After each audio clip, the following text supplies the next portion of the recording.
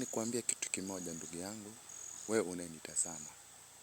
Kuna wakati ambapo maombi yatakusaidia na kuna wakati ambapo maombi hayatakusaidia. Utahitajika wewe mtu wa Mungu kusikia sauti ya Mungu inakuambia nini. Tunaposoma kwenye kitabu cha Samueli. Kuna wakati Mungu alimwambia Samueli ya kwamba amwambie Sauli aende katika vita.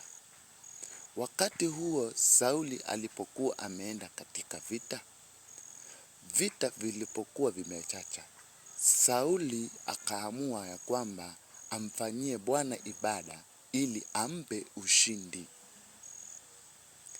Pasipo yeye kuelewa ya kwamba alikuwa anakosea. Lakini sauti ya Mungu ilikuwa inamwambia ya kwamba jipe moyo, wewe utashinda. Fanya hivi napo wewe utashinda. Lakini akaona kwamba amfanyie Bwana ibada. Sasa hapa ndipo unakuta watu wengi ndipo wanapotatizika. Hawataki kujua Mungu anawaambia nini kwa wakati huo.